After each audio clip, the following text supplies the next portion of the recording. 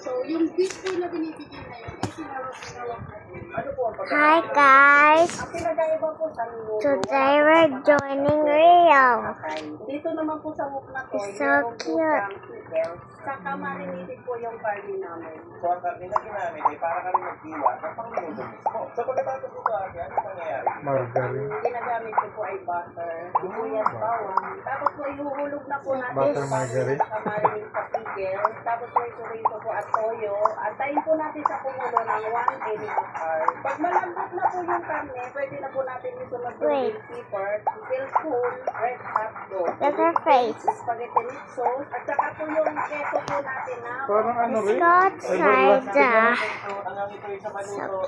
Stand up. Maraming salamat kay ate ang pinakita niya sa atin ang proseso. Ito na She's ang so wag na pwedeng cute. buhangin at narinig na natin. Oh my ang gosh, bakit sa look at her tinawag. little tail. Sa mga Chinese, no? It's waggling. Love it. Kasi everyday nga, ibigay pagkain. Anyway, atak agad tayo. Mukha siyang ilang meron pa siyang slice ng hotdog, meron siyang pickle, pagkakaiba. At ang main difference, wala itong patatas at saka Let's feed him. I don't have any money, so... Ew. Don't sleep, you can't sleep. I need to join you. Stand up.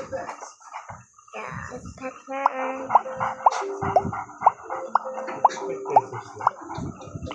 Let's put her little tail.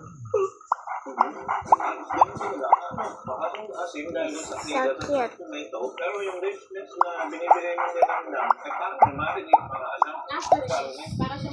Okay, let's go inside. yung laman, ginagamit na pang-sampot siya. Minamarinate pa toyo. My choice Kaya mayroon sa in kitang here. flavor. Aside dun sa pickles na ginagamit, and tomato. Kami na bawat kagat mo ay parang may nag-reverse na lasa. Let's say hi. Kasi nga na-marinate ka. At saka makikita mo, buo-buo pa yung pickles. Hindi siya basta relish lang. Hindi rin siya juice lang.